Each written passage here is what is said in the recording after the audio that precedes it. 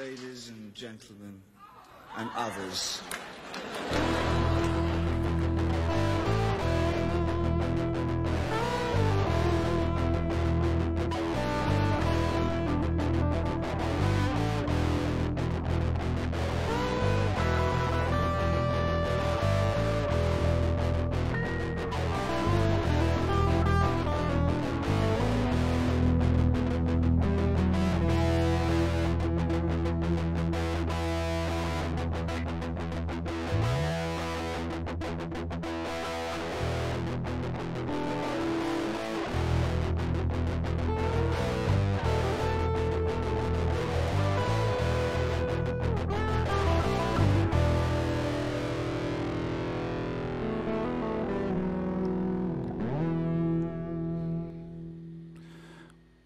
Buenas noches, buenas tardes, buena existencia a todos, gente de internet.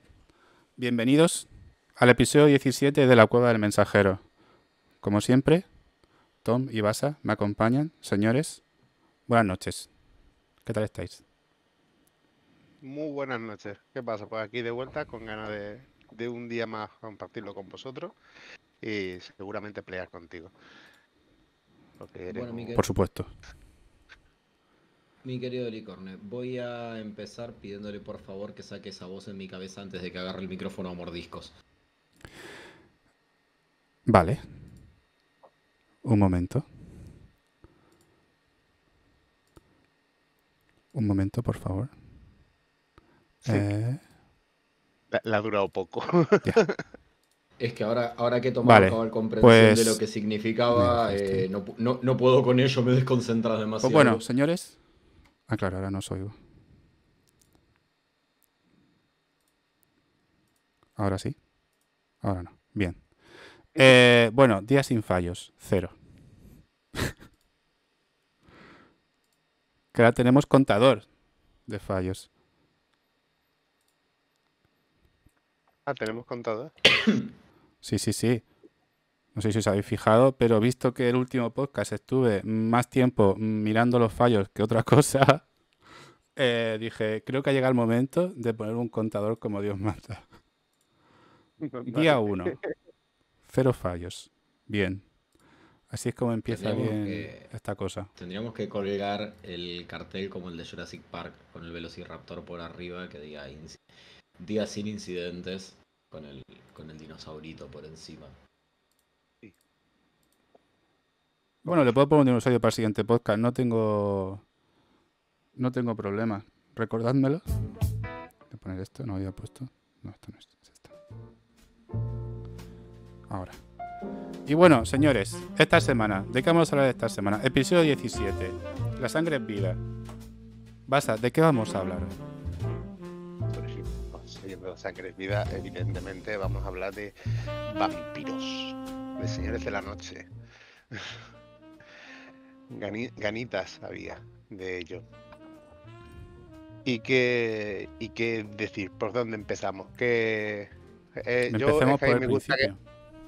Claro, el principio. A mí me gusta, si Tom lo tienes preparado, a él le gusta más el aporte histórico. ¿De dónde viene la leyenda? A mí me gusta el aporte histórico, pero yo quiero que hoy arranquen ustedes contándome qué saben de los vampiros, de lo que es el mito clásico del vampiro, y yo puedo llegar a darles una aproximación de dónde sale esa imagen cuasi victoriana que tenemos de los vampiros al día de hoy, cómo era la imagen de los vampiros en la antigüedad, que era bastante diferente, Sí. y a qué se debe el cambio, y después arriesgar algo de filosofía barata al respecto. Con lo cual te doy el paso y te pido que comience el tema del día. Sin problema, vamos, comienzo histórico de los vampiros data de mucho antes de...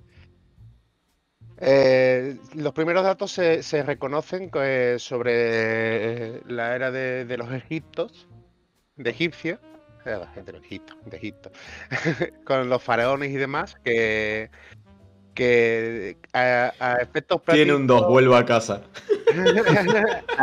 A efectos prácticos, no, claro, es que una cosa son los vampiros como se conocían antes de los Byron, porque aquí hay un paso generacional que son los vampiros antes de los Byron y los vampiros después de los Byron.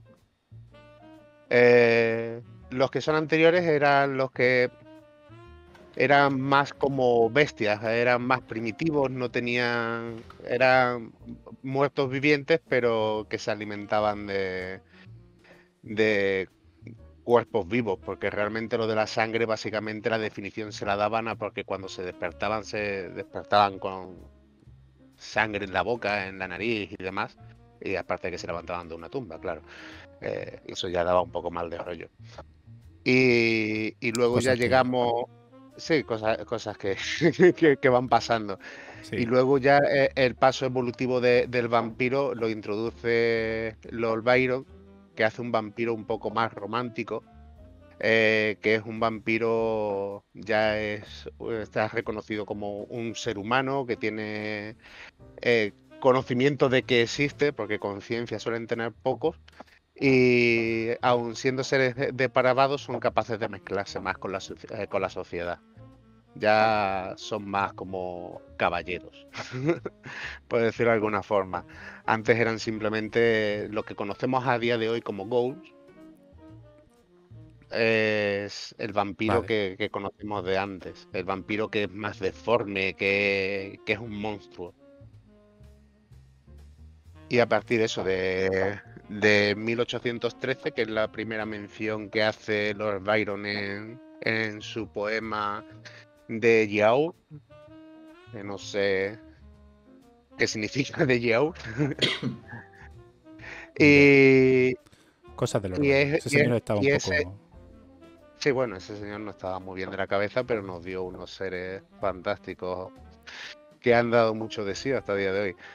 Que el primer vampiro que crea los Byron es un punto intermedio entre los antiguos que conocemos y el vampiro moderno que conocemos a día de hoy. O sea, llamamos vampiro moderno a Drácula y no a escoria que ha salido después de.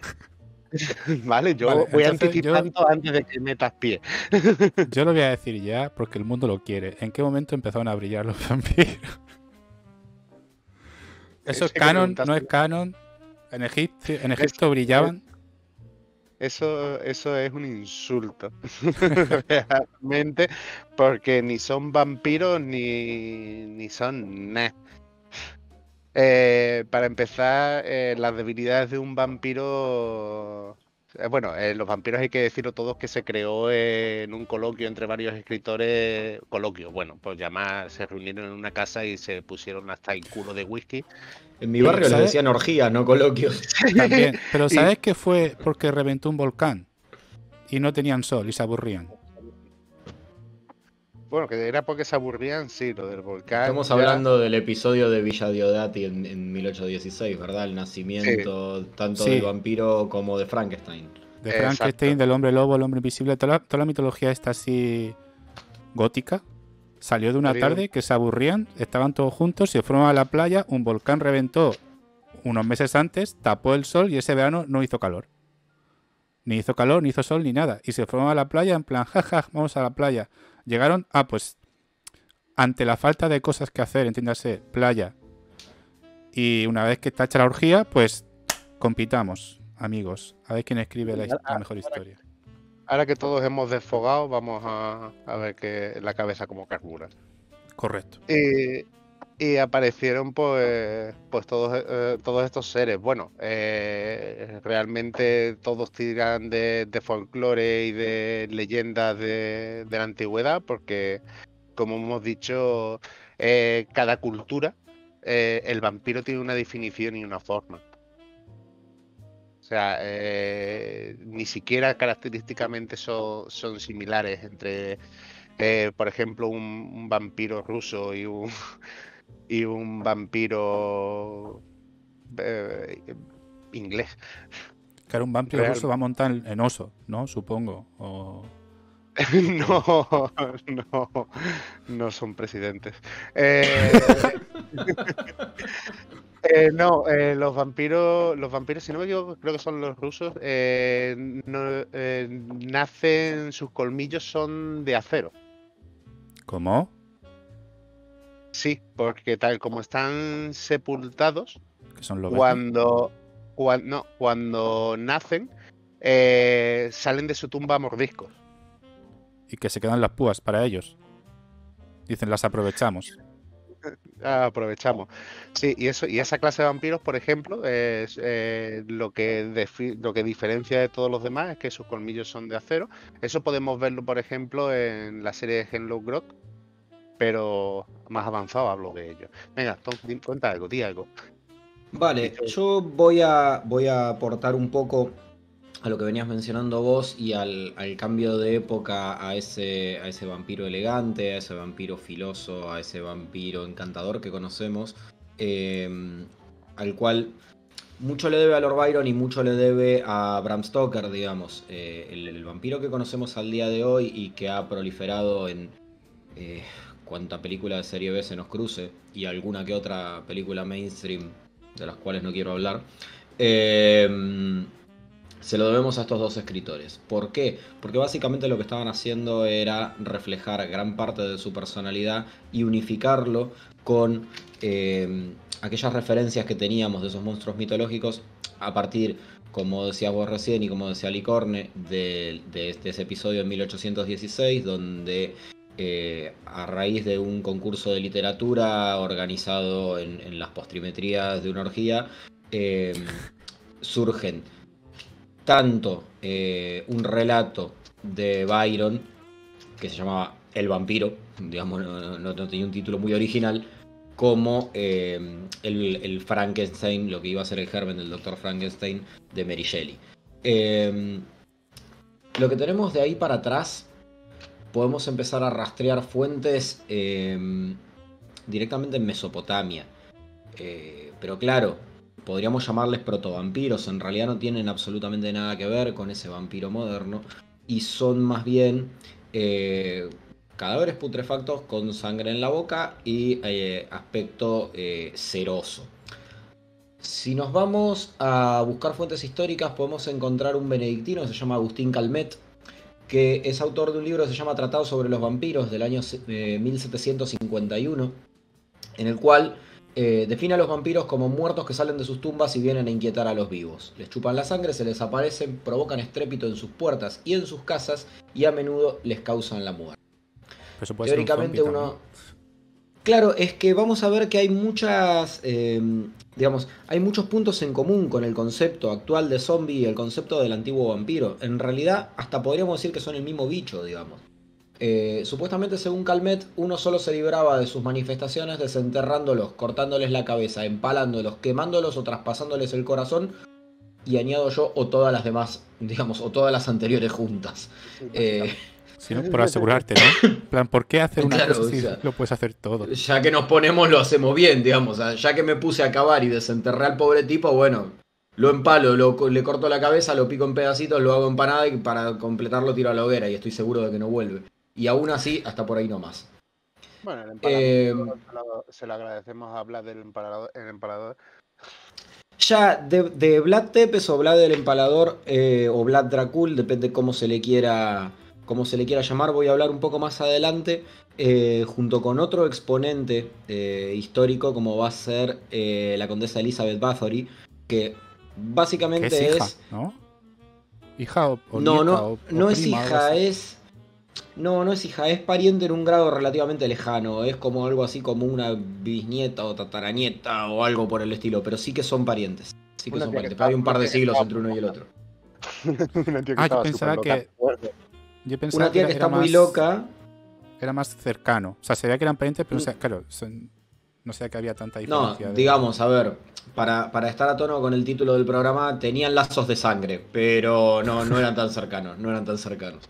Pero claro, esa señora, además de estar muy loca, ya lo vamos a mencionar un poquito más adelante, tiene actualmente el récord Guinness de ser la mayor asesina de la historia, tiene 650 asesinatos comprobados. A ver, también hay que decirlo, comprobados en su época y de aquella manera, digamos. Y también tiene un porqué el que le comprobaran los asesinatos. Pero bueno, ya lo vamos a explicar un poquito más adelante. Como venía diciendo y siempre citando a Calmet, una de las primeras evidencias de que un muerto se convierte en vampiro es la incorruptibilidad del cadáver. Ustedes saben aquello de que los vampiros se mantienen siempre jóvenes y hermosos, digamos, que Sí. al desenterrarlos el cuerpo está exactamente igual que cuando lo metimos en la tumba. Claro, según Calmet, cuando los desentierran sus cuerpos están enteros, su sangre bermeja y fluida y sus miembros flexibles y manejables. El tema es que eso en realidad no se debe al vampirismo, sino que se debe a uno de los dos procesos que se pueden dar en un cadáver una vez enterrado. Uno de ellos es la momificación, que no viene al caso porque eso se da en un lugar seco y caluroso, como puede ser el Antiguo Egipto y tal, pero provoca otras manifestaciones. Lo que nos interesa acá es un proceso que se llama saponificación, que sucede cuando el cadáver se encuentra en un medio frío y húmedo, como la Europa central y oriental, y es un proceso en el cual los ácidos grasos se convierten en un compuesto serio similar al jabón que recubre el cadáver y evita la putrefacción. Es decir, básicamente el cuerpo transpira grasa, esa grasa se transforma en jabón. Y por supuesto, ¿qué pasa cuando uno mete algo dentro de parafina? Piensen, por ejemplo, y me van a perdonar la analogía, cuando uno quiere conservar un embutido, por ejemplo, un hermoso chorizo de Revilla, que lo está dejando secar. Y que se ve que está súper rico, pero que no quiere que se le seque de más. ¿Qué hace? Pues lo mete en grasa. Si uno tiene un trozo de jamón y no quiere que se le reseque, ¿qué hace? Pues lo mete en grasa. Bueno, pues exactamente lo mismo pasaba con estos buenos muchachos, que en realidad no es que eran vampiros, es que eran grasosos. Luego, sí, creo que usted tiene muchas preguntas para hacer al particular. Es que claro, yo me imagino a los vampiros en un ataúd lleno de grasa. ¿Sabes? En plan, la historia oculta jamás contada. En plan, ¿por qué un vampiro es eterno? Porque cada noche o cada día se va. Claro, por eso duermen de día, porque están más tiempo durmiendo. Claro, optimizan el tiempo. Eso también podría explicarnos por qué no soportan la luz del sol. Básicamente porque se derriten, que es lo que pasa cuando uno pone grasa al sol. Correcto, Digamos, así que yo creo que sí. aquí podemos acabar el podcast. En plan, todos los vampiros son así porque se bañan en grasa durante el día. Hasta aquí. Buenas noches. Voy a simplificar las cosas.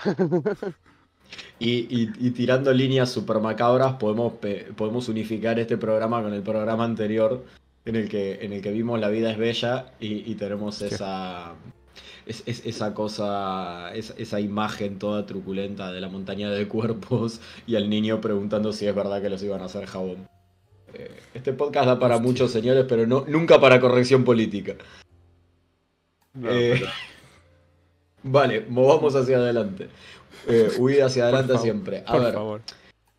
según Calmet, otra marca que permite identificar a un vampiro son las manchas de sangre que presentan ciertos cadáveres al ser desenterrados. Él lo relataba de la siguiente manera: chupan la sangre en tan gran abundancia que a veces le sale por la boca, por la nariz y hasta por las orejas. Y otras veces el cadáver nada en la sangre que llena por completo su ataúd. Y se los encuentra todavía con signos de vida, la sangre líquida.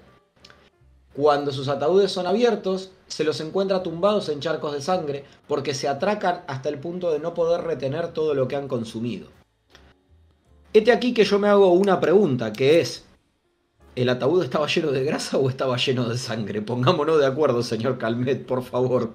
sí. Un poco A de ver. las dos cosas. Claro.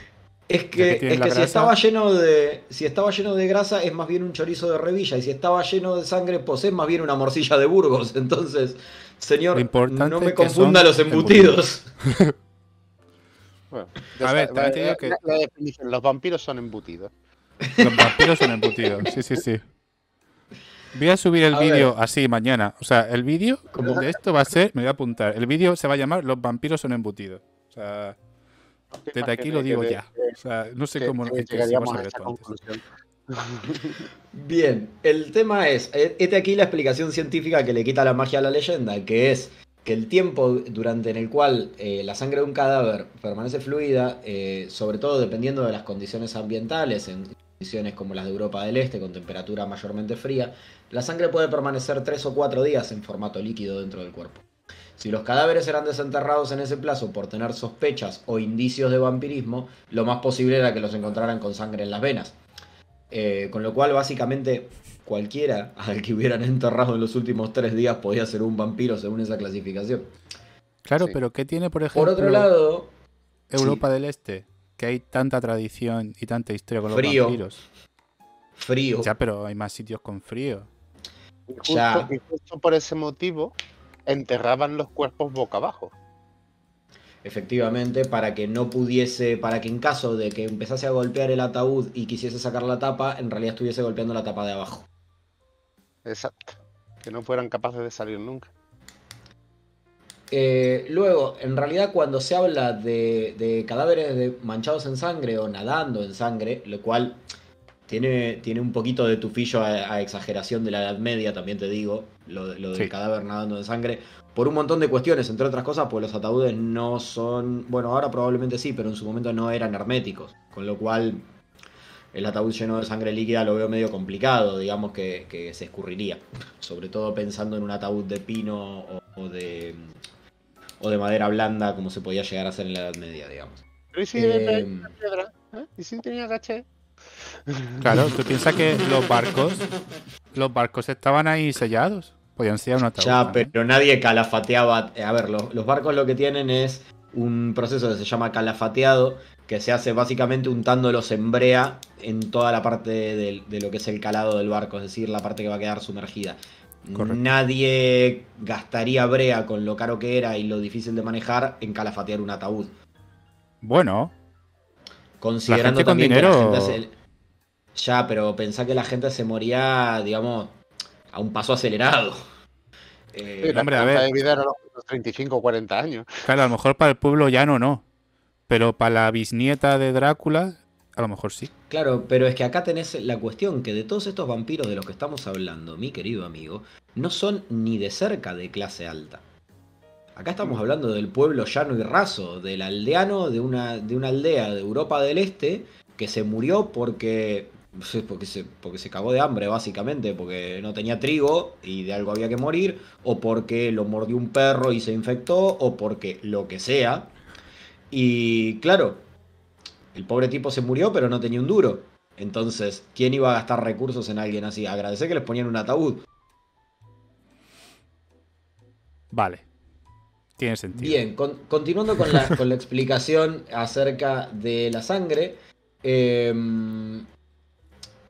La concentración de enzimas anticoagulantes en el plasma del cadáver puede ser lo suficientemente grande como para que la sangre no se coagule, valga la redundancia, y al buscar aliviar presión dentro del cuerpo pueda manar por la nariz y la boca de manera natural. Con lo cual redunda en lo que ya veníamos diciendo, que es que en realidad casi cualquiera al cual se lo desenterrara después de 4 días y estuviese igual que como estaba, pero con sangre en la boca, no era por vampiro, era por muerto. digamos, no tenían absolutamente nada. En esa época las supersticiones lo eran todo. Que era un poco como las Bueno, brujas y me en su día, me ¿no? atrevería a Al- decir al- que en esta también. Al mínimo Bueno. atisbo de cosa medio turbia, esperaban a que se murieran y ¡ja! ¡Vampiro! Lo sabía. De hecho, eso de las brujas también lo vamos a retomar dentro de un ratito cuando hablemos de Elizabeth Bathory. Que por cierto, no estoy muy seguro de que se pronuncie así, pero es que me gusta mucho la pronunciación TH. Es decir, uno podría decir Elizabeth Bathory y sonaría bastante menos épico. Sí, a ver, entiendo que es Bathory. Entiendo Como, que será como una rumano. F arrastrada. Rumano por ahí, ¿no? ¿Era de Hungría? No. Es húngara. Es húngara. No, vale. es húngara. Si hay algún Sí, húngaro nunca en el chat, nunca le digas a un rumano que es húngaro, por favor, porque te va a cuchillar. si hay algún... A ver, sí, puede ser. Si hay algún húngaro que nos escucha, por favor que nos haga llegar cómo se pronuncia esta cosa. Mientras lo pronunciaremos como sea. Buenamente ¿Por qué? podamos. Bien, continuando con Calmet, a quien vamos a robarle gran parte del programa de hoy. No creo que le importe demasiado porque murió en 1780 o por ahí, si es que murió y Pero no ¿por se qué transformó definió- en un vampiro. ¿Por qué definió ese señor los vampiros? O sea, no sé si lo has Porque era un dicho, monje pero- benedictino, estamos hablando de finales de 1700, un monje benedictino pensá que las mejores cosas de la vida no podía hacerlas, con lo cual algo tenía que hacer. y vivía en Ah. Europa del Este. O sea que, pues, desde aquí iba a hablar el buen hombre. Pero ahí ese era el que transcribía, ¿no? Que sacó lo de la palabra de Upir, que él estaba transcribiendo manuscritos y ahí es donde se hace la primera mención de un ser similar a un vampiro que era el Upir, si no me equivoco. Ese dato la verdad es que no lo tengo y no estoy muy seguro de que estamos hablando del mismo señor, porque en realidad ya había menciones a vampiros como tales bastante antes de Calmet. Pensá que acá estamos hablando de final del siglo XVI, principio del siglo XVII. Sí, pero, Claro, pero si nada. Calmet es de 1700 y pico, ponle, Sí. y Lord Byron es del 1800, para ser Ya, por algo eso te a priori digo que tan distante, o sea, yo estoy qué curioso. No, Yo estoy tomando a Calmet porque, digamos, básicamente el tipo escribe un libro que se llama Tratado sobre los vampiros y es como un recopilador de prácticamente todo lo que vimos antes y porque aparte me sirve como hilo conductor para juntar los, digamos, para explicar de manera relativamente científica las 4 o 5 características que le achacaban a todos los vampiros, digamos. Pero antes de Calmet hay muchas no, menciones. sí, pero lo que vengo a decir es que ese señor, o sea, las menciones serían relativamente anecdóticas en lo que a historia se refiere o bibliografía. Que si ese señor se dedicó a recopilar datos por aburrimiento o porque hacía frío o porque patata, me parece curioso que siendo ¿de dónde era? ¿Me has dicho? Del este, bueno, no sé. Sí, del este. No tenemos Eh, exactamente de dónde. en 100 años sea algo relativamente común, algo que hizo un señor del este en el 1800. O sea, ¿cómo se difundió? O sea, no es que se difundiera, sino que llegó rápido el concepto, o de alguna manera le llegó a la gente de la época. Vale, creo que te entiendo. Vos lo que decís es que hay 50 años entre el Tratado de Calmet y el vampiro de Lord Byron. Sí, Que como... Bueno, es que en realidad lo he dicho, Calmet solamente es un compilador, digamos. Lord Byron debía tener como todo intelectual de la época, que básicamente no tenía nada más que hacer que gastar dinero que tenía y de sobra. Follar mucho, drogarse con todo lo que encontrara y escribir, si acaso.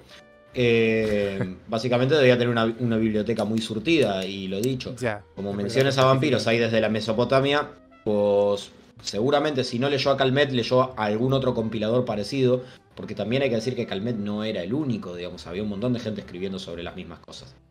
Es decir, recopilaciones de leyendas, vos pensás que hay desde... Es más, podríamos tomar hasta bestiarios, podríamos tomar hasta Beowulf como un bestiario. Ah, Y bueno, estás Sí, sí. hablando de una de las primeras epopeyas escritas en la historia.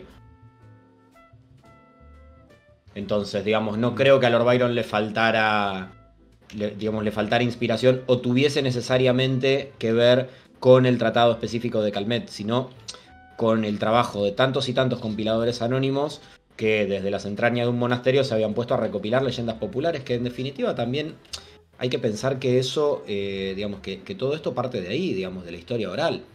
Sí, claro. Empecemos a pensar que todo esto son,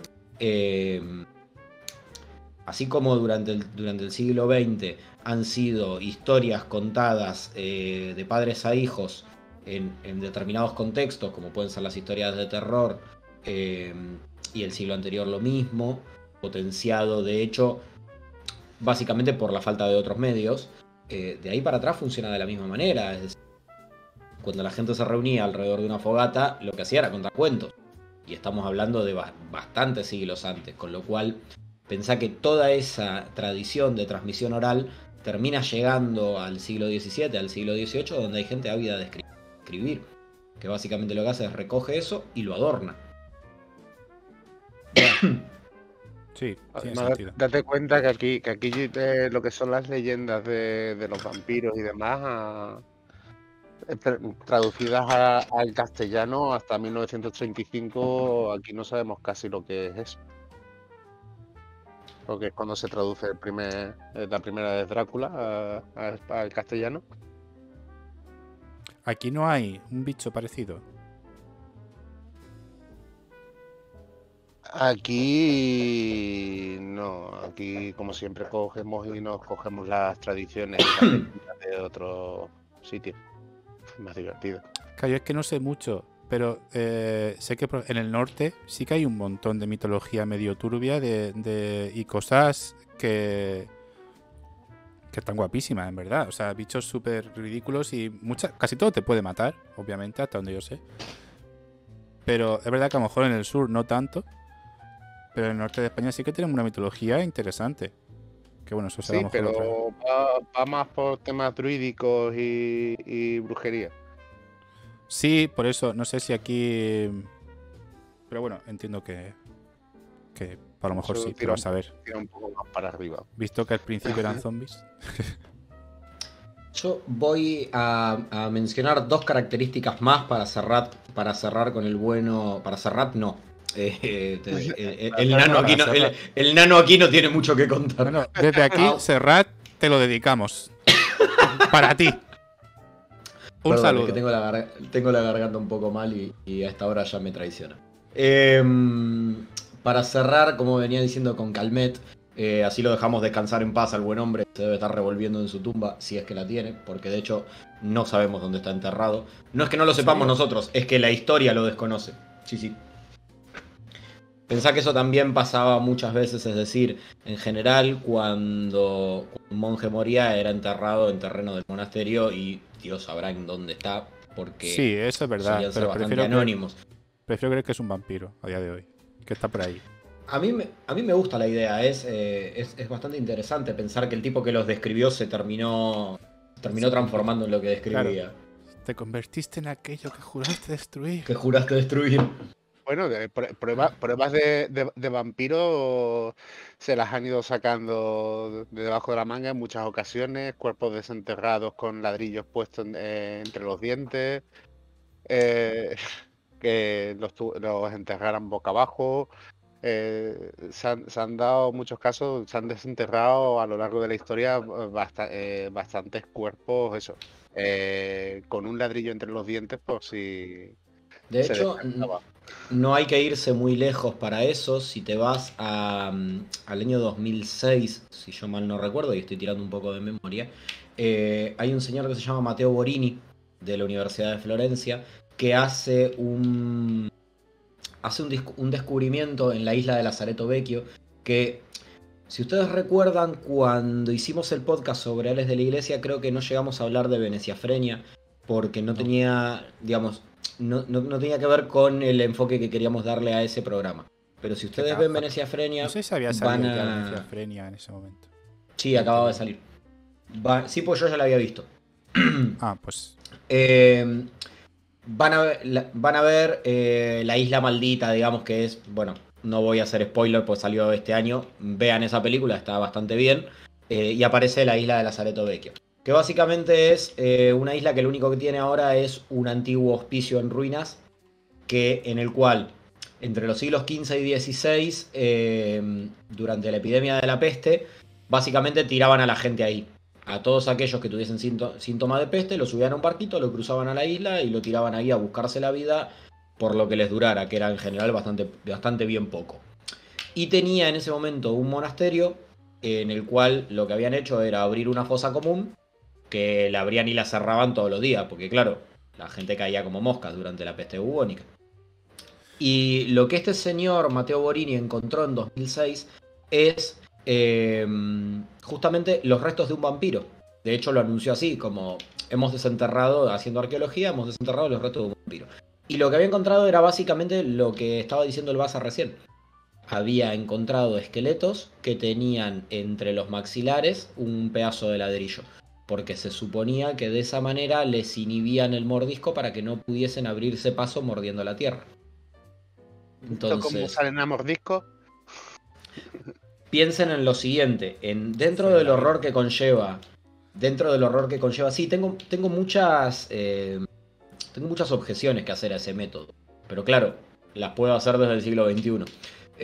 Si pienso siglo XV, piensen en el horror que supone una fosa común. Qué programa alegre el de hoy, ¿no?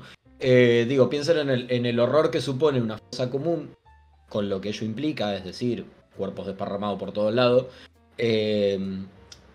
Encima permanentemente revuelta porque, claro, ¿cómo hacemos para que la peste, que no sabemos lo que es, no se esparza? Bueno, tapamos los cadáveres, genial, pero tenemos que destaparlos para tirar más, para volver a taparlos, y así.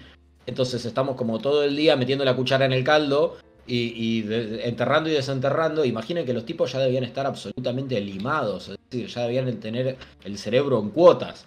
De hecho, si los vampiros de nuestra época, del siglo XXI, salieran a mordiscos de ataúd, la primera década se la pasaban entre dentista y manicura.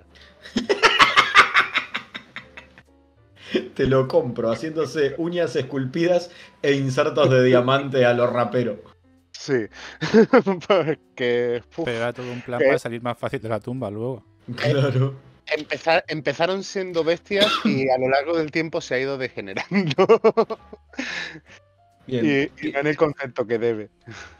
Piensen que, lo dicho, cuando esta gente enterraba y se enterraba cadáveres, claro, abrían la fosa que habían tapado una semana antes y se encontraban con que algunos de los cuerpos, como hemos dicho, no tenían muchos signos de estar muertos y sí tenían manchas de sangre. Y sobre todo se encontraban con otras dos cosas, que eran lo que los convencía de que eran vampiros y lo que los llevaba a ponerle el cacho de ladrillo en la jeta, ¿no? El primero, tenían el pelo y las uñas más largos.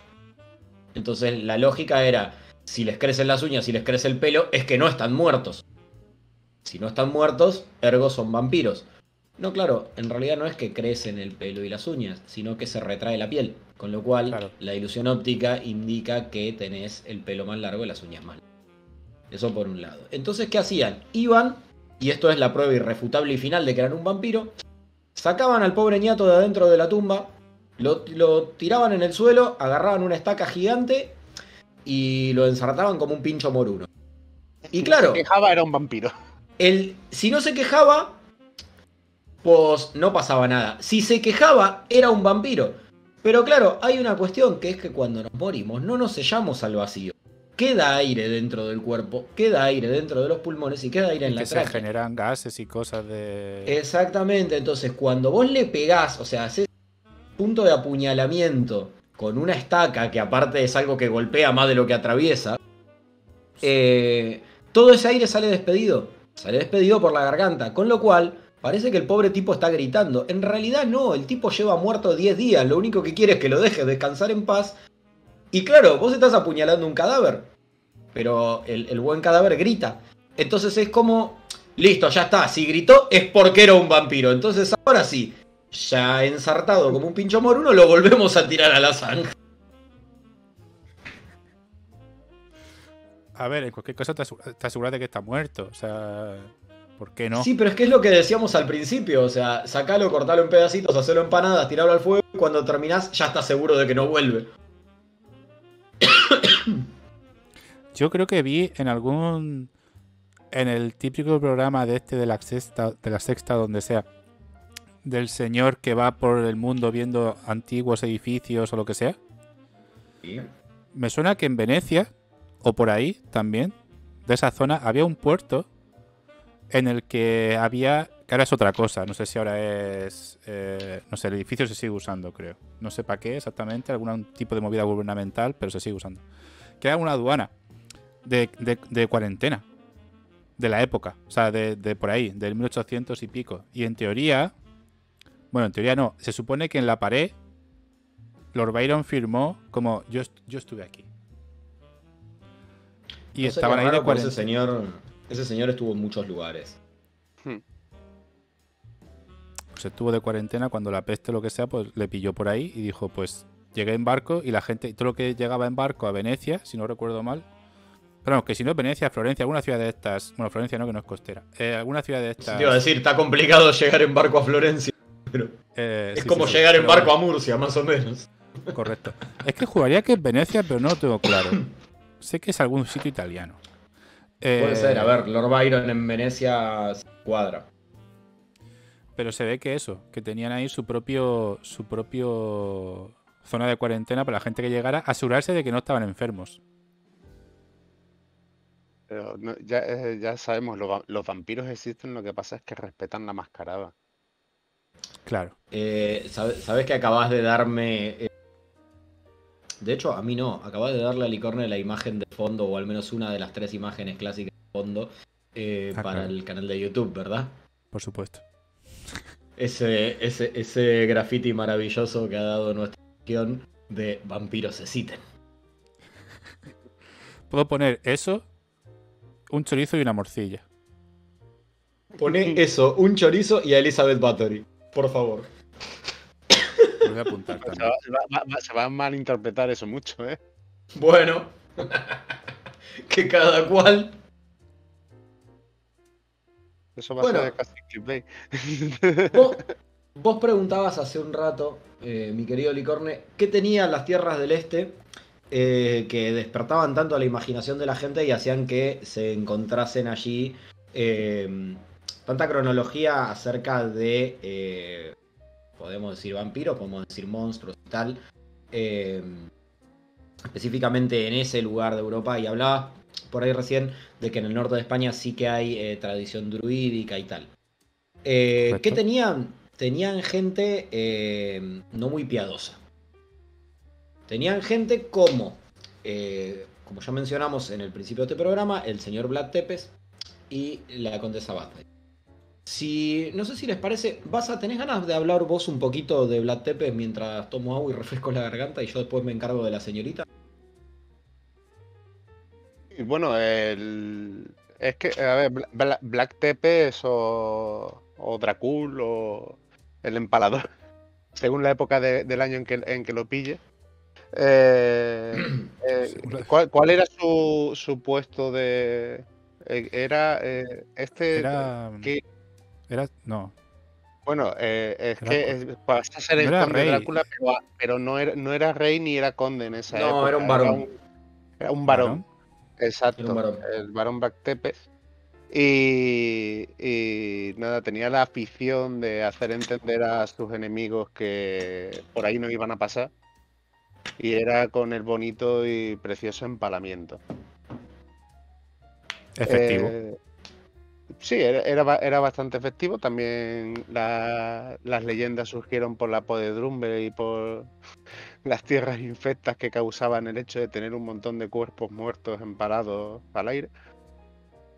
Sí, poner cabezas en una pica por lo que sea no es muy higiénico. Ojalá No, fueran solo cabezas. claro. O sea, este era el empalamiento tradicional, el bueno, el de cuerpo completo. Claro. El bueno. Insisto, el de era toda la la versión, vida.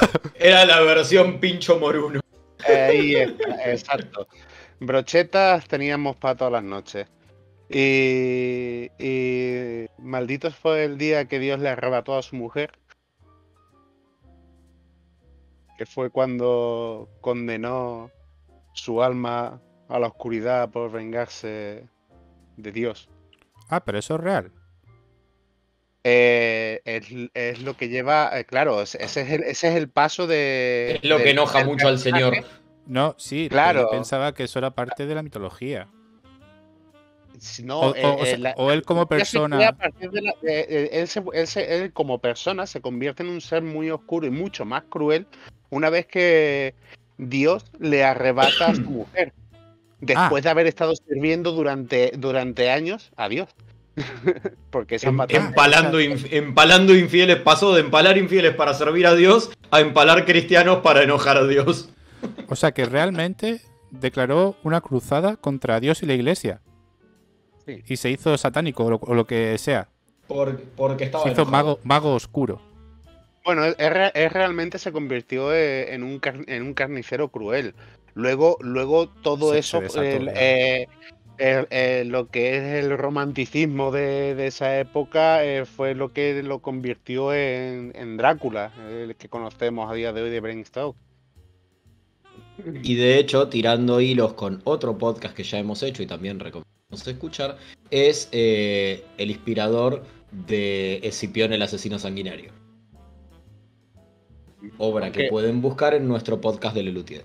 Aunque el primer vampiro que llega aquí a nuestras tierras fue Nosferatu, ¿verdad?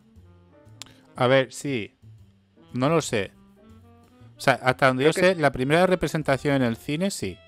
Lo que no sé es si es la primera cosa que llega aquí de los vampiros. presentación que además en Nosferatu, una película muy buena para su época, a mí me gusta. Es el paso intermedio realmente entre el vampiro moderno y el ghoul bueno, y el Nosferatu como raza de vampiro que se conoce si nos metemos en temas de la factoría y de vampiro la mascarada. Pero este ser es el intermedio, tiene personalidad de humano, pero si te fijas, tiene las orejas largas, los colmillos largos, las uñas Sí. largas. Y su caracterización es un poco más de bestia, más oscura que lo que conocemos. Se parece Entonces- más a los vampiros primigenios, digamos, que a lo que después iban a ser los condes. Sí, de hecho, hay una serie que, si no ha terminado ya, la siguen emitiendo, que va sobre vampiros. Que sale el de The Voice, el de Butcher. Y los vampiros primigenios de esa serie son como el Nosferatu de la película, son más tirando hacia la bestia. Pero eso es algo más o menos común en la mitología de cualquier, ¿no? Porque, o sea, pienso yo que sé, en Underworld y cosas así, que salen vampiros y tal, y los viejos son, bueno, son tirando a cosas.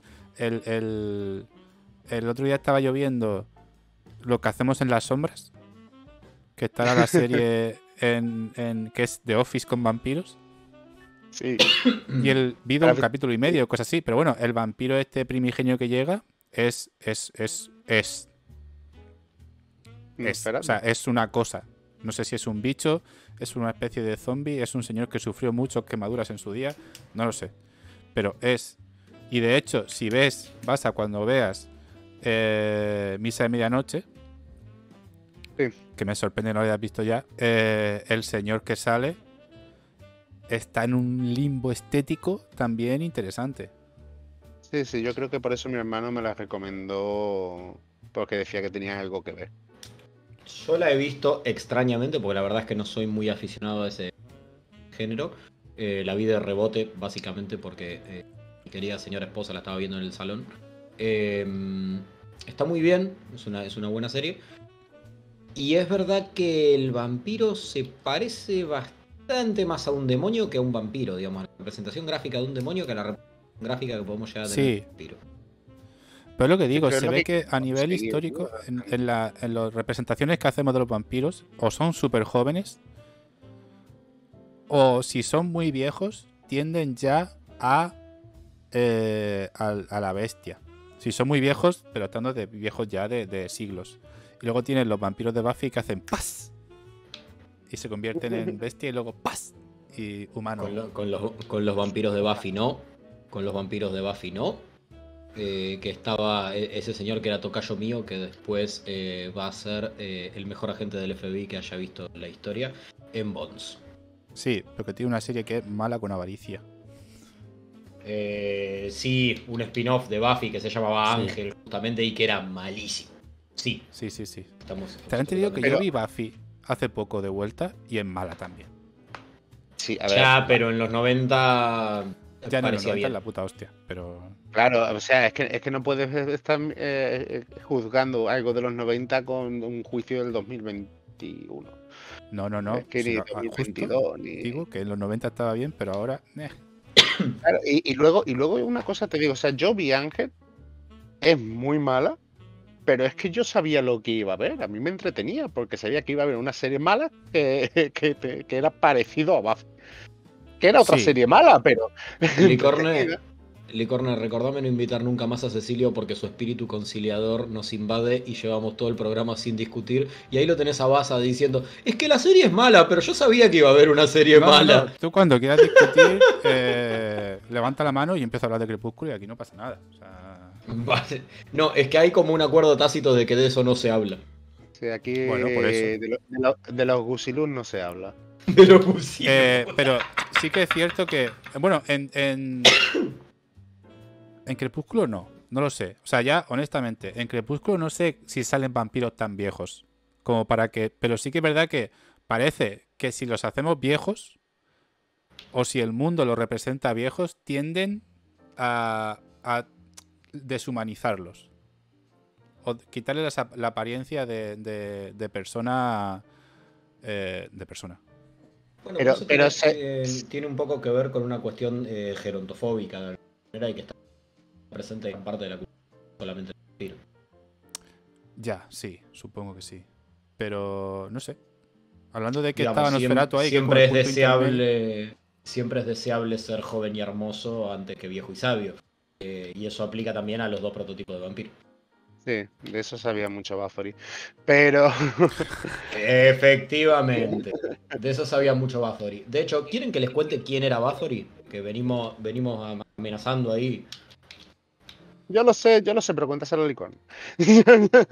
Por Vale, favor y Bathory me gracias. gusta. No, a ver, es la señora que se bañaba en sangre de jovencitas. Efectivamente, se bañaba en sangre de jovencita. ¿Pero por qué se bañaba en sangre de jovencitas? Para empezar, antes de ser la señora que se bañaba en sangre de jovencitas, que eso pasa después porque, digamos, todo loco, asesino, etcétera, histórico tiene un punto de inflexión. Así como Baza nos mencionaba recién, el del conde, el del luego conde Drácula, que se enojó y dejó de empalar a unos para empezar a empalar a otros. La condesa Elizabeth Bathory, que creo que así es como se pronuncia, luego castellanizada como Elizabeth, era la señora feudal de un importante condado de Transilvania allá por 1575 aproximadamente. Estaba casada con un señor que se llamaba Ferenc Nadasdi, o algo parecido, discúlpenme, mis amigos de Hungría, porque seguramente lo estoy pronunciando como el ojete. Pero Que Transilvania tenía es un Rumanía sobrenombre- ahora. Transilvania ahora es Rumanía, pero por eso te dije hace un rato que nunca le digas que es húngaro, porque tienen una disputa ahí bastante interesante de territorio en toda esa franja. Ah. Aparte pensá que estamos hablando de 1500, de 1570, Bueno, sí, claro, la frontera que habrá 1510. cambiado. Sí. Las fronteras cambiaban todos los días según quién pusiera la espada más lejos, o Correcto. quién tuviera la espada más larga, como se mira. No puedo pronunciar correctamente el apellido del señor, pero sí puedo pronunciar su apodo, porque básicamente le decían el Caballero Negro de Hungría. Otro buen señor. Otro buen señor que de hecho en general no estaba en su castillo porque estaba combatiendo en alguna de las muchas guerras de la zona. Y a que no sabes cuál era su señal de identidad. Empalaba a sus enemigos, por lo que sea. Qué poca personalidad, ¿eh? Coger la cosa del bisabuelo de tu mujer. Del bisabuelo de tu mujer. Me Bueno, la parece cuestión feo. es que, claro, ellos se casan en 1575, pero como el señor andaba empalando gente por ahí, pues no podía cumplir con sus obligaciones maritales y hasta 1585 la condesa no da a luz a su... Hostia, ¿qué iba a decir? Estoy evitando los chistes fáciles. Ese que se te pasó por la cabeza se me pasó a mí también y decidí saltearlo. Huida hacia adelante. En 1585, 10 años después de casarse, finalmente tiene a su primera hija, se llama Ana, y en los siguientes años da a luz a Úrsula, Catalina y su único hijo varón, Pablo. El problema es que después de hacer todo Pablo. eso, el buen señor, sí, no sé cómo sería en húngaro, acá lo tengo castellanizado y no voy a preguntarlo. Ya se cansaron de Eh, ese nombre raro. Sí, claro. ¿Y a este cómo le ponemos? Miguel. El 4 de enero de 1604, y acá me asombra un poco la exactitud de la datación, el Caballero Negro de Hungría muere de súbita enfermedad tras batallas, lo cual puede querer decir casi cualquier cosa, porque en 1600 súbita enfermedad podía ser desde que lo ensartaron como churrasco de croto con espada hasta que lo agarró la peste. Sí. La cuestión es que deja viuda a la pobre Elizabeth, que ya tenía 44 años. Y ese es el punto en el que la señora se enoja. Una vieja para su edad. O sea, para su Exactamente, época. con 44 años estaba acercándose peligrosamente a la ancianidad. Es decir, Sí. ya había cumplido con su expectativa de vida y lo que le quedaba era el declive. ¿Qué pasa? Que esta gente tenía mucho dinero y más, y que para controlar ese dinero y para controlar sus propiedades y tal, lo que necesitaban ejercer era un férreo control sobre la población, sobre súbditos y tal. Con lo cual, no tenía precisamente un buen talante. Y si ya no tenía un buen talante y encima se enoja, pues eso no da buen resultado. La cuestión es que perdón. En 1604, poco después de la muerte de su marido, una de sus sirvientas la está peinando, la está acicalando y le pega un tirón de pelo. La señora Erzsébet se da vuelta y le pega un bofetón con toda la mano abierta y le hace sangrar la nariz. Le pega con el peine de púas con el que le estaba peinando. Pues Ah, eso es todavía más cruel. Me gustaría saber de dónde sale esa versión, porque yo tenía que le había pegado un bofetón. Pero podría ser que lanzarte con un peine de púas, y aún así casi que puede sentirse, digamos, para el trato que tenían para con los súbditos, si la ensartó con un peine de púas puede sentirse afortunada de que no fue peor. para nada cuestión es desproporcionada que- la ración y todo bien. No, claro, en absoluto. 1608. Tengo hecha una anotación acá que dice que entre la nobleza eslava de la época lo que hubiera sido sacarla al patio para recibir 100 bastonazos. O sea que un solo a ver. bofetón o un, A ver, o casi un le hizo un solo... sí. Creo que le dijo muchas gracias después de ser golpeado. La cuestión es que, claro, cuando la sangre salpica a Elizabeth, a ella le parece, probablemente porque ya no debía haber mucho, que donde se había manchado de sangre desaparecían las arrugas y su piel recuperaba la lozanía. Con lo cual la condesa dijo, pues si 2 más 2 son 4, Pero si esto ¿cuánta me sangre sangró en la salió de mano... ahí? Bueno, a ver, si le pegó un bofetón no creo que muchas. Si como dice Basa la ensartó con un peine de púas, pues a lo mejor sí que sangraba. Ya, pero aún así. La cuestión o sea, es que... ¿cómo te das cuenta? O sea, ¿Cómo te ¿qué das cuenta de que proceso mental? rejuveneciste por eso? Bueno, a ver, Claro. tenés 40 y... Cuando, a ver, cuando la estás sangre medio se- gaga ya a esa altura. y cuando la sangre se reseca, hace que la piel Un tire. pique de tirante. Con lo Claro. cual se salen las arrugas. vale. La cuestión es que esta mujer dijo 2 más 2 son 4, mandó llamar al mayordomo de palacio, agarraron a la señorita, la degollaron, la metieron en un barril y básicamente le extrajeron toda la sangre y ella se metió en el barril. Por supuesto, se llenó todo el Espérate. cuerpo de sangre, como dice Basa, quedó toda tirante y dijo ¡Eureka! La misma Y ahí señorita del arrancamos. peine. Sí, la señorita del peine, porque ya que estábamos no iba a mandar probando con... Entonces Claro, no ya le que hizo habíamos- con los bastonazos. Es como cuando tenés un bote de sabor de mostaza en la heladera. Si ya tenés uno abierto, ¿para qué vas a abrir uno? Totalmente. Si Sí, la, es si eso, la es señorita eso. ya estaba sangrando, pues ¿para qué iban a matar a otra? Si ya tenían a esta. No era cuestión de andar marchando el castillo. Claro, la cuestión es que entre 1604 y 1610 sus súbditos se dedicaron a proveerla de jóvenes de entre 9 y 16 años para que la señora se bañara. Evidentemente se bañaba muy seguido.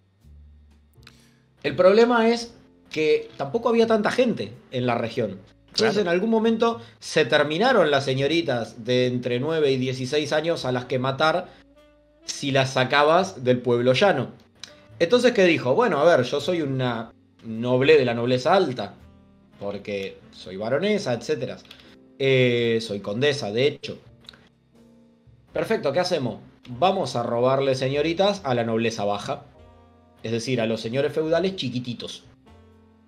Este aquí, que ahí tenemos un problema. ¿Por qué? Porque los asesinatos en el pueblo ya no le importaban absolutamente a nadie. Se podía haber cargado a todo el puto pueblo y nadie se iba a enterar. Pero en cuanto tocaras al hijo de un noble, estabas en un problema. Y empezaron a desaparecer las hijas de la baja nobleza. Y este aquí, que como hemos dicho, esta señora tenía mucho dinero y más. Hacia 1609... ya esta señora estaba pasando por la piedra a toda aquella señorita que se le cruzara. Recordemos, se le contabilizan 650 asesinatos. Que Estamos toca hablando de a que... señorita cada 4 días, más o menos, ¿no? Más No o sé, menos, una cosa por el estilo. Empe- Son 4 años, 600 asesinatos. Empezó con vírgenes y después se hizo menos escrupulosa. Sí, ya después ni preguntaba. A ver, pasó a nobles. A lo mejor no eran vírgenes, pero eran nobles. Hombre, tú date cuenta de que en esa época la virginidad no es que duraba mucho. Lo dicho, calculo que después de las 252 a la que mató ya no se andaba fijando. O sea, era como, bueno, Tirando listo, un tiene poco. menos de 16, venga, la piedra. Si pesa más que un pollo. Vale.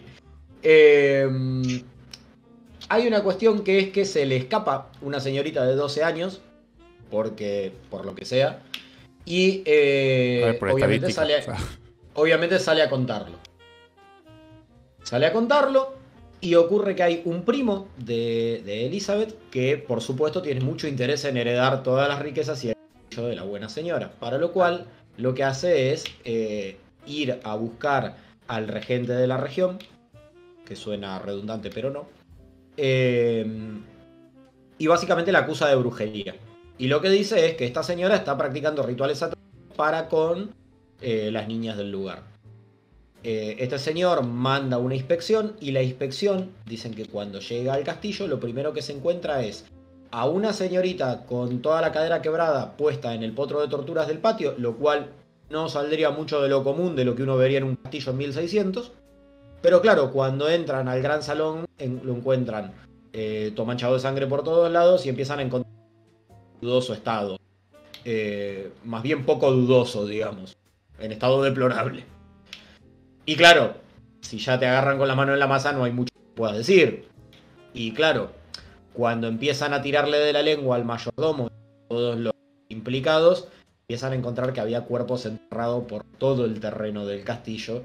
Incluso en lugares muy poco sensatos, como por ejemplo el río que pasaba por debajo del castillo, los silos de grano de los cuales se abastecía el castillo, o incluso la huerta de verduras de la cual se abastecía la cocina. Pero por la huerta tiene sentido. Eso es abono para el También, huerto. Eso está bien. también hay que decir que en esa época no tenían muchos miramientos cuando decían bruja.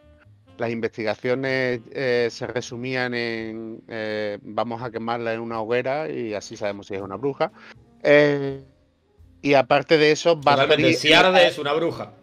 Claro, en esa época Bathory, estamos hablando de que ya era una anciana de casi 50 años. O sea, A ver, ya sí, había pero- rebasado la esperanza de vida de esa... Efectivamente, esto es en 1610. Efectivamente, digamos, el tema es que como era condesa no podían enjuiciarla, porque a los nobles no se los toca. Entonces lo que hacen es enjuician a absolutamente todos los demás en el castillo, excepto a una asistente que por lo que sea había hecho buenas migas con la señorita que se había escapado, y esa señorita pide que la indulten, básicamente que le perdonen la vida, entonces la dejan ir solamente con 100 latigazos en la espalda. Bueno, a ver. Antes que te maten, creo que es que te hagan precio, la verdad que no. Claro, por contraste. Exactamente. También te La digo que cuestión si es que- había alguien merecido de ser declarado bruja oficial, era esta Sí. señora. O sea, Bueno, sí, esta vez atinaron. Claro, es que el problema es que esta vez aciertan, pero claro, como es condesa, entonces ¿qué hacemos Ya. con esta buena señora para que deje de hacer brujerías? Bueno, la emparedamos viva. ¿Cómo hacemos? A ver, espera, La, espera, met- la espera. me- la metemos en su habitación. Pero esto fuera de la ley. O sea, Sacamos- rollo... No, rollo- Solo la ley. Fuera de la ley, no. Es dentro de la ley. No podemos juzgarla y matarla como querríamos hacer, pero sí podemos castigarla. ¿Cuál es el castigo? Pues condenarla a vivir dentro de su castillo, más precisamente dentro de su habitación. Entonces la metemos en su habitación, sacamos todas las ventanas y todas las puertas, las cubrimos con ladrillo, o con piedra, con lo que coño fuere. Bueno, Digamos, sí. hacemos un muro y solo dejamos un agujerito para que respire y podamos pasarle comida. Ah, vale, pero que la seguían manteniendo. Sí, la seguían manteniendo, pero en una habitación. Vale, vale. Encerrada en una habitación sin ver la luz del sol. Entonces, Vale, claro, claro, esta buena sí. señora dura 4 años hasta 1614. Mucho de pez. Sospechosamente, el 31 de julio de 1614, con 50 años, dicta su testamento a 2 sacerdotes ordenando que lo que le queda de las posesiones familiares lo dividan entre sus hijos, que era más bien poco, porque en realidad este primo que dijimos había impulsado todo el proceso legal, ya se había quedado con el castillo y tal. Y el 21 de agosto, es decir, 20 días después, uno de los carceleros la encuentra caída en el suelo boca abajo. Básicamente rompen la pared y encuentran que estaba muerta. El tema es que pretenden enterrarla en la iglesia de Cactis, que es como se llama, supongo que se pronunciará así, el lugar donde estaba el castillo. Pero los habitantes locales dicen que no, porque no quieren que en tierra sagrada descanse un adulto. Entonces se la llevan a un lugar que se llama Exed, en el noreste de Hungría. La entierran y a partir de ahí no se sabe qué pasa con el cuerpo, porque al día de hoy el cuerpo no está en la cripta de los Bathory en Exed. Lo tengo aquí, ¿Qué pasó con el cadáver? Y por otro lado, los hijos a los cuales les había legado esa parte que le quedaba de los familiares, una vez que muere la madre, los acusan a ellos de traición, porque la madre había apoyado a Alemania, que era en Germania, en una guerra contra Hungría. Digamos, los acusan de una cuestión random, los meten presos y le sacan lo que les quedaba de posesión. Y de hecho, extienden esa maldición en familia porque un poco de tiempo después, como unos 60 años después, el nieto de Bathory va a ser ejecutado por oponerse al emperador alemán. O sea, a los hijos los meten presos por pro-alemanes y al nieto lo matan por anti-alemán. ¿Y quién queda de esa familia? ¿Queda alguien por ahí Absolutamente. descendiente de Drácula? Entiendo que no, al menos no de esa línea. Por otro lado, se conserva mucha documentación sobre Bathory y la leyenda y las crónicas cuentan que tenía un diario en el cual llevaba una minuciosa anotación día por día de la vida de sus víctimas, una vez que ya estaban en el castillo, y en el que describía con lujo de detalle los... La cuestión es que esos diarios, igual que un retrato que tenía colgado en el castillo, están perdidos al día de hoy. Con lo cual, eso nos deja un par de conclusiones. La primera, podemos encontrar en la leyenda de Bathory muchas de las cuestiones que después vamos a ver repetidas a lo largo de la historia en las tradiciones vampíricas. Primero, cuando muere está boca abajo. Segundo, se pasa 4 años sin ver la luz del sol. Tercero, se baña en sangre. Básicamente utiliza la sangre de las víctimas para rejuvenecer. Tiene una obsesión con la juventud eterna. Y para seguir, es absolutamente cruel. Todo esto lo vamos a ver después repetido innumerable cantidad de veces en cada uno de los abordajes que da la ficción al vampiro. Con lo cual, vos preguntabas ¿por qué vampiros en Europa del Este? Por gente como Elizabeth Bathory. Claro, es verdad que entre ella y el viscoso, lo que sea suyo, tenían papeletas para tener vampiros por ahí. Yo confirmo esa historia, estuve allí. Es más, tengo los diarios. Que pase, Elizabeth, por favor. Estuve allí, pero solo de noche. No, yo sé dónde sí que he estado, ha sido en el castillo de Drácula. ¿Y qué tal? Yo quiero ¿En ir. Rumanía?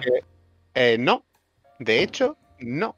El castillo donde se grabó la primera película de Drácula está en Budapest. Ah. Que de hecho ahora... Vale, que es Hungría.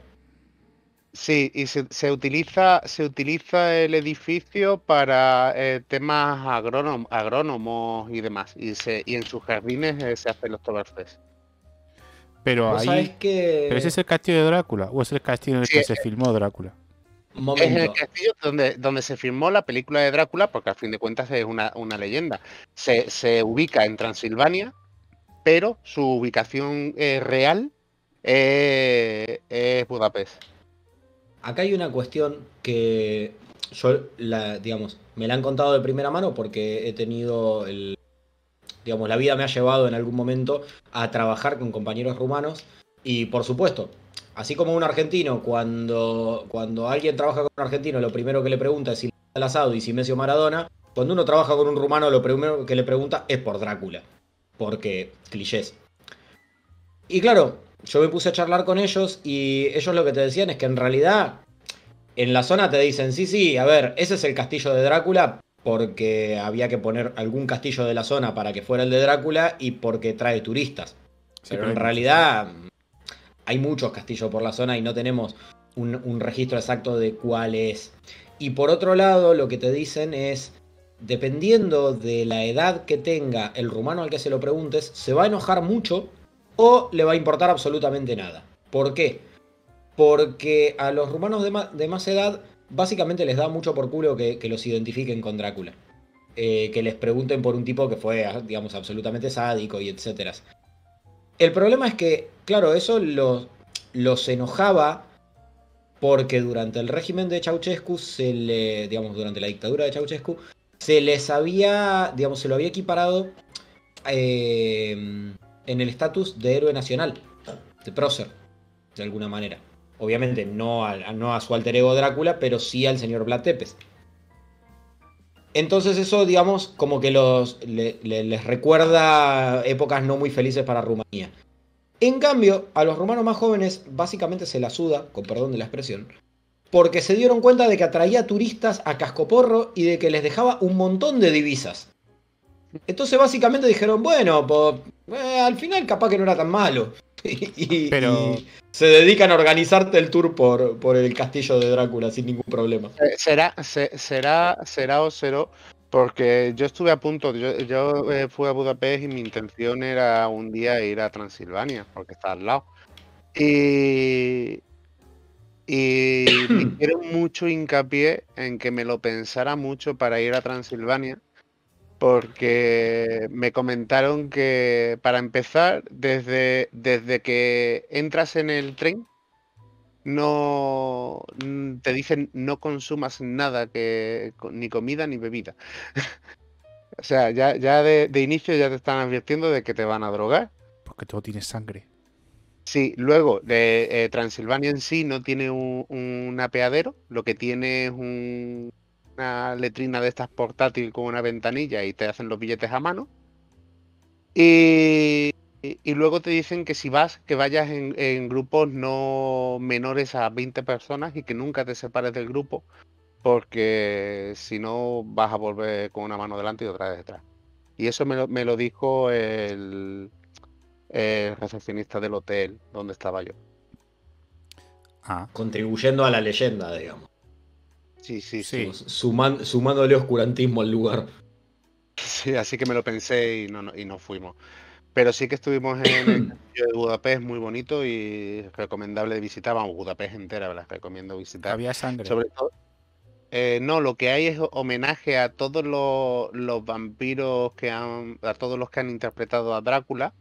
Y en su jardín hay bustos de estos actores, empezando por el Belushi y pasando por Coppola, pasando por todos los de estos, hay bustos de estos personajes caracterizados como los vampiros Pero que fueron. de todos los Drácula. De los Drácula, por lo menos los Dráculas significativos, 4 o 5 hay. Mola. Sí, eso es muy bonito. Yo recomiendo mucho ir a Budapest. Y además yo tengo que volver porque cuando fui no pude verlo todo porque estaban rodando La Jungla de Cristal 5. En la Plaza de los Héroes. Se podían haber estado quietos, también te digo. La verdad es que sí. De hecho, en mi hotel estaba producción. Tenía justo una furgoneta delante que ponía "Hoy es un buen día para morir". Sí. Bueno, pues tiros, esos seres que han llegado a todos lados. No hemos hablado. Ya algún día retomaremos porque me parece muy feo no haber hablado de Anne Rice. a ver, sí, habrá que seguir otro día con Vampiros 2 porque con el regreso del embutido, porque al final hemos tirado por Vlad Tepes y su viscosa. Nieta, no sé. Hombre, hemos ido por la antigua y de donde Hemos ido por la fundación y de ahí Sí, deberíamos claro. continuarlo en algún momento en Embutidos 2. Embutidos 2, claro que sí. Y el regreso de los zombies. Me gustaría aquí hacer, antes de que des final al programa, una pequeña reflexión. filosofía barata. Estoy pensando que por definición al vampiro se lo conocía como, digamos, el no. Y en realidad, digamos, es una expresión más de la búsqueda de la inmortalidad. Y estoy pensando en eso que vos decías de los dos prototipos de vampiros, del viejo acabado y del ser joven, bello y hermoso. Y estoy pensando en el paralelismo que puede llegar a tener con otros seres de la mitología, como puede ser Dorian Gray, por ejemplo. Un tipo extremadamente sádico, extremadamente cruel y que busca la inmortalidad. Y estoy pensando en cuántas formas distintas ha tomado la búsqueda de la inmortalidad a través digamos, del devenir histórico y de la evolución de las leyendas populares. De eso podríamos hablar en algún programa, porque realmente ahí hay buscando, así que ahí hay contenido, mucho contenido realmente. Pero digo, eventualmente, de alguna manera creo que los vampiros podríamos decir que han logrado su cometido. ¿Por qué? Porque lo que esa gente buscaba no era, digamos, vencer a la muerte en tanto que ya estaban muertos, sino lograr la inmortalidad en tanto permanecer, en tanto mantenerse en alguna especie de estado en el cual ya no estaban vivos, ya no estaban muertos, pero seguían ahí noche tras noche. Y de alguna manera lo han conseguido porque si estamos hablando de que Bathory es de 1600, si estamos hablando de que Lord Byron es de principios de 1800 y estamos en 2022 hablando de esta gente, ahora siendo las 9:30 de la noche, esta es una noche más en la que los vampiros están entre nosotros, con lo cual de alguna manera han logrado su cometido. Sin mucho más que agregar, quisiera remarcar esto, es decir, la búsqueda de la inmortalidad tiene muchos caminos y a veces se alcanza de las maneras más echadas. ¡bravo! Pues hasta aquí el programa de hoy, señores. Yo ya no puedo añadir nada más a eso. Despedidos, es vuestro momento. Pues, ¿qué decir después de lo que ha dicho nuestro compañero? Una noche más, contento de haber estado con vosotros y cuidado con los gusilus que dicen ser vampiros. Bueno, señores, un Sí, placer ya haber tenido otra semana junto a ustedes. Otro miércoles más, otro lunes y martes olvidable, algunos más olvidables que otros. Tenemos, al menos yo tengo semana corta, porque ocurre que la empresa para la cual trabajo tiene festivo el viernes, con lo cual a mí solo me queda un día para el fin de semana. Pero Guapísimo. los aliento a todos aquellos a los que le quedan dos a pasarlos de la mejor manera posible y a transformarse en vampiros el sábado a la noche. Busquen la inmortalidad de la forma que más les apetezca. Traten de no bañarse en sangre de ser posible, pero sí disfruten de todos aquellos placeres que el hedonismo les propone. Señores, tengan ustedes una muy buenas noches. Pues con esto nos despedimos. Una semana más. Volveremos algún día con Embutidos 2. Necesario. Y con la inmortalidad. ¿Quién sabe? Quizás consigamos ser inmortales. Ya tenemos título. Embutidos 2 en busca de la inmortalidad. Sí. El regreso. El regreso de la inmortalidad. Y nada, mañana vas a estar aquí con sus cosas por la mañana. Estará esto en directo mañana en YouTube, si todo va bien, y lo tendréis en los demás sitios cuando toque, el viernes. Así que, señores, muchas gracias a todos los que habéis estado, los que nos escucháis por el mundo. Vednos en directo, que es lo guapo.